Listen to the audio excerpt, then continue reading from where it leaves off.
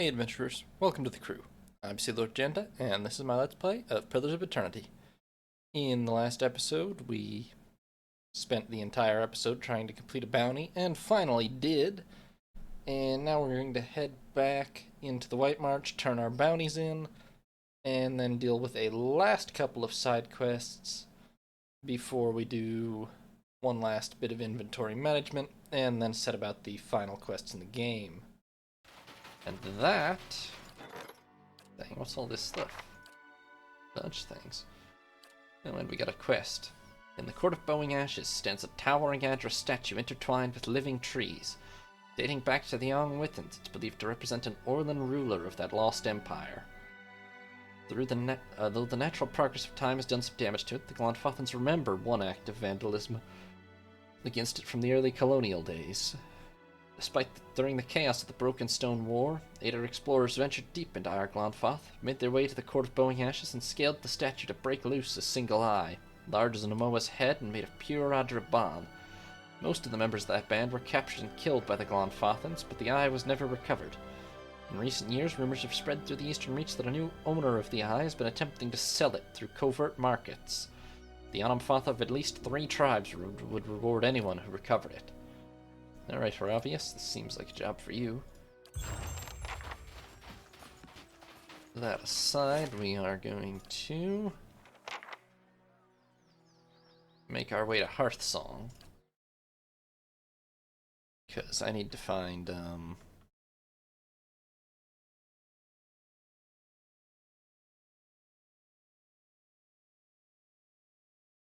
somehow I didn't end up speaking to the guy who was supposed to give this quest, but I did, do the whole quest. It's the one where the hunter was murdered by being pushed off the top of a I don't even remember all of it now. One of the hunters was murdered by another hunter. They, I think, pushed over the top of a waterfall. I think. I should probably figure out what the truth is before I talk to this guy. I knew it before, ages ago when I found it, but now I don't remember.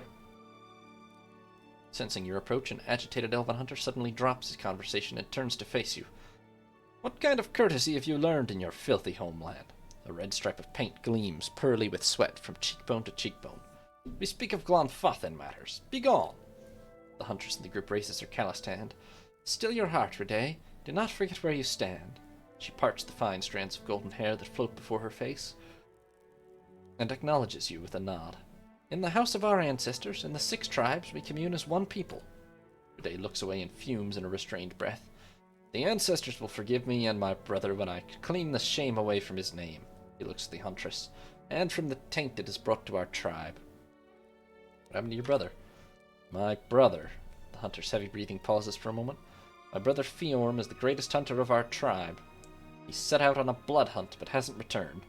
Now Arthwin, that puny liar, he claims that my brother... Day clenches his fists. The elven huntress fills in the silence. Arthwin belongs to another tribe. He's the hunter that competed against Fiorm during their blood hunt. She gives a glancing look to Rede. Arthwin claims that Fiorm has exiled himself, deciding to not return to Twin Elms. Rede scowls. His striped paint curves like an angry wound. Exiled? In shame? For losing to him during the blood hunt? Can you believe this liar?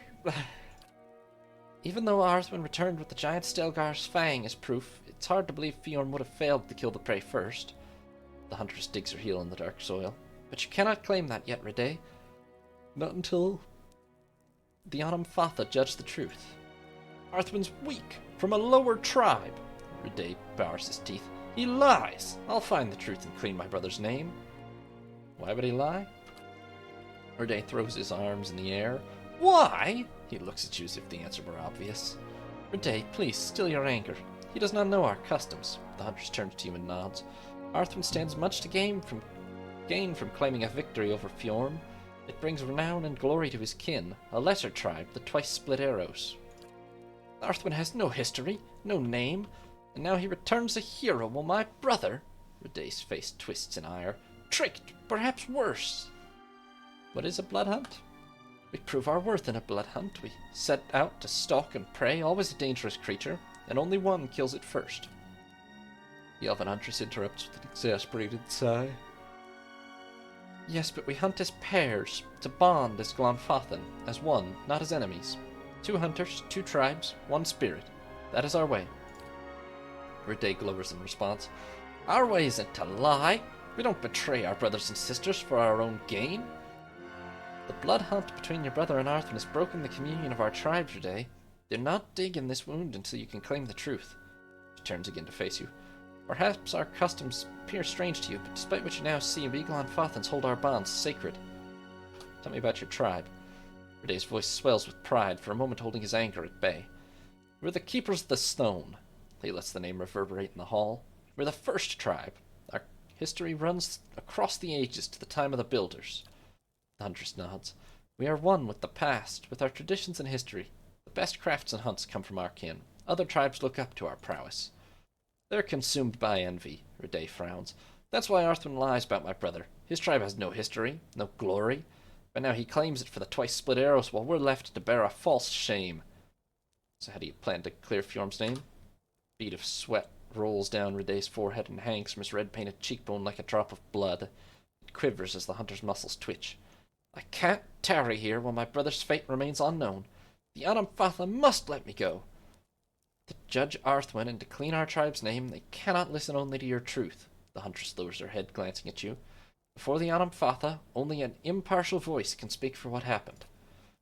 Rede whips his neck, and the drop of sweat lingering on his cheekbone flies in your direction. You mean to involve this one? An Estramore? She points at him, her calloused finger curved like a claw. Listen to me now. Arthwin returned, with proof. Your brother did not even come back. The huntress blows against the fine hairs floating down over her face.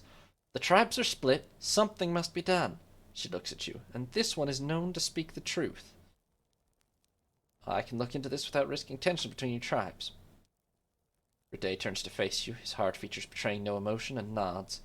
You're right in claiming this. The Anamfatha would agree to listen. There's no union between you and our tribes. The huntress nods at you. Fjorm and Arthur went to the Northfield Forest beyond the Old Song Pass to hunt giant Stelgar. Search there and return to us with the truth if you can, but be aware. Stelgar of such size, many times over their lesser kin, usually gather a big pride that follows them closely. Rede fixes his eyes on you, 2 glowing embers over the blood-red stripe painted across his face. Estramore, I don't expect help, but I'll do anything to know my brother's fate and to clean the stain that Arthwin spilled on our tribe. He throws his chin back. Anything. This I claim. We did this. Do I remember what happened?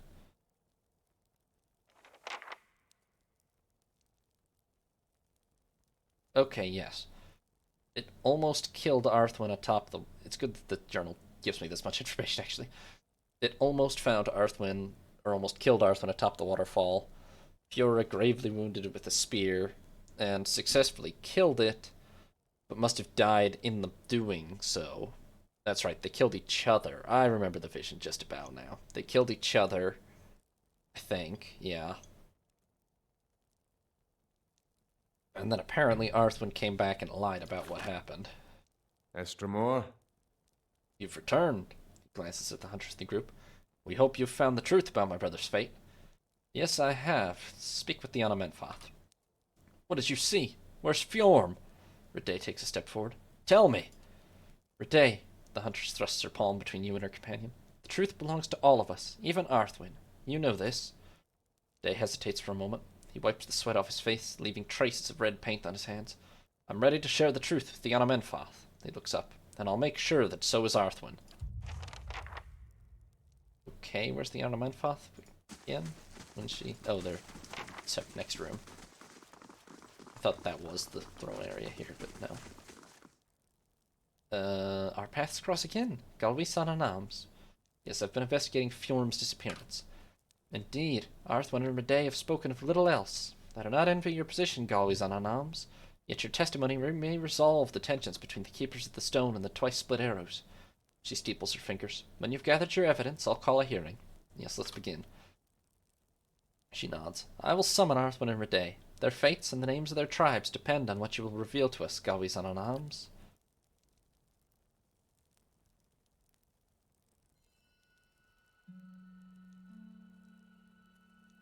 Bethwell stands at the head of the hall, lit from behind by dozens of candles. She casts a long shadow over the floor. Okay, so it is right to tell the truth. It's a shame you can only get one of... There's 3 really good potential, like, legendary bow, spear, and sword. But I'll just tell the truth. We've gathered to weigh the claims of Arthwin and Riday in the matter of Fjorm's disappearance. To that end, we are honored by the presence of a Galway's Anonams, whose insight will help us render a verdict. Murmurs of astonishment echo from the front of the hut. Okay, calling this a hut's a little harsh. We begin with Arthwin's claim. He asserts that Fjorm lured him into a confrontation with the Stelgar, and that he slew the beast on his own. Fjorm, he says, exiled himself, fearing that knowledge of his actions would heap shame on the Keepers of the Stone. She holds up a tooth as long as her arm. As evidence, he brings a fang from the great Stelgar. On the other hand, Riday states that his brother was tricked and murdered by Arthwin during the hunt. A hunter of Fjorm's renown would not have fallen in the blood hunt, but by treachery. Her shadow flickers and dances in the candlelight as she looks at you. And now we turn to our Galway's Anonams. We ask only that you share your observations, that we may find closure for these 2 tribes. She lowers her head.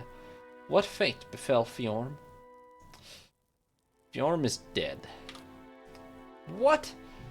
Riday stares at you, his face contorted between surprise and anger. He turns to Arthwin. How? You puny weakling! How? The Yanomenfoth whips her neck towards the tribesman. Do not forget your place! Riday's chest balloons, but he quickly lowers his chin in obedience. Arthwin's eyes dart from side to side. The Yanomenfoth continues. It saddens us to know this truth, but we must still reveal it deeper. If this is so, how did the giant Stelgar die? Bjorn killed the giant beast. Of course he did! Riday shakes his fist and looks to everyone in the hall. Arthwin is just a feeble hunter from the twice-split arrows, and a liar. Fur bristles along Bethel's arms. Silence! Her slitted pupils narrow as she regards you. And now we come to it. Claim the truth for the 6 tribes, Galway's Anonams. Bjorn tricked Arthwin and fought the giant Stelgar by himself. They killed each other in the fight. Arthwin tried to cover Fjorm's shame, but lied about besting the creature. Did Fjorm trick Arthwin? I don't know if I exactly feel that that was true.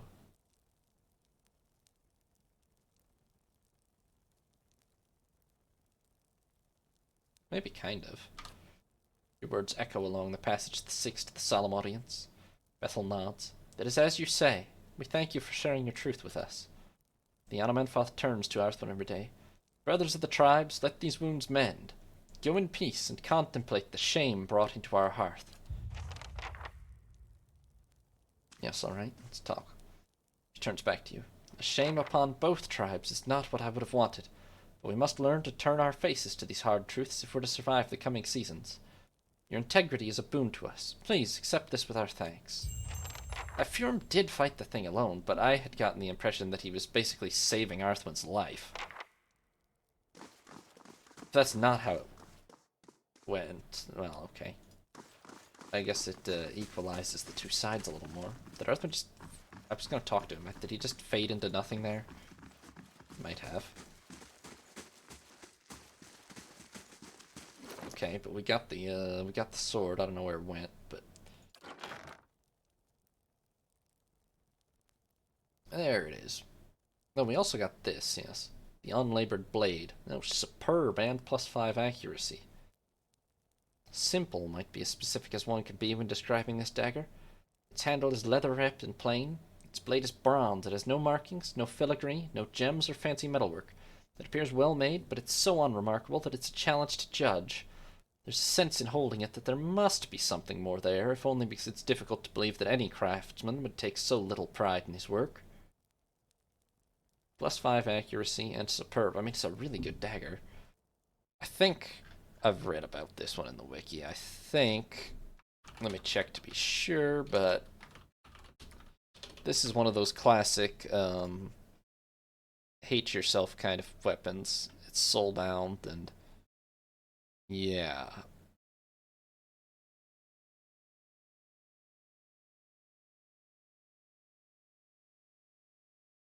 it gets worse and worse the more you use it until it becomes flat out terrible, and then becomes like mythic, epic, extraordinarily good.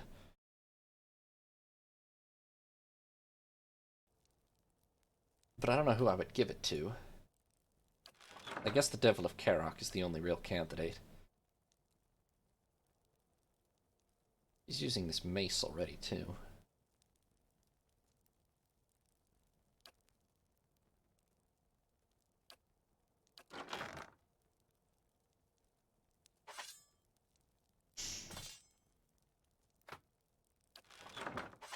Well, let's sure wield it. It's extremely unlikely that it will get anywhere near its metamorphosis before the end of the game at this point, but sure. Oh, and then the other thing that I was originally going to look at, the sword we got from this, Sheathed in Autumn. Superb, +1 enemies engaged, and 25% freeze damage. A legend of the living land speaks of a marvelous and dangerous garden watched over by 4 guardians. Northern wind, southern gale, western sun, and eastern moon. To protect the garden from those who would disturb its wonders, and to protect hapless wanderers from the ravenous beasts and carnivorous plants within, the guardians diverted travelers with their respective domains, frigid and buffeting winds, glaring daylight, and the darkness of night. 3 would stand alert each season while 1 guardian rested. Said that northern wind left this sword sheathed in the mountain snows each year during its autumn respite. I mean, that's an insanely good sword. Superb, +1 enemies engaged and freeze damage. I might have Vader use it. He's the only one that really uses these sort of things. It doesn't have draining, which I feel like is really good for him, but the +1 enemies engaged is really nice. So what we're going to do now is I'll check off camera and see if we've got any side quests that I've missed.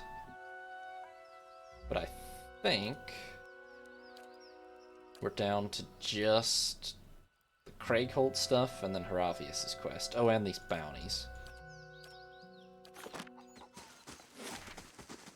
And so, like, next session will be Craigholt, and then probably after that, finishing the game, I think. But first, we're going to head back to Cadnua, and we are going to do a very big session of selling and re-equipping everyone, and so on and so forth. So, I must say, thanks for watching, adventurers. New parts will be up every other day, or you can watch live on Twitch. If you did enjoy the video, consider leaving a like or subscribing. Have a nice day, adventurers. This is Sea Lord Janda, signing off.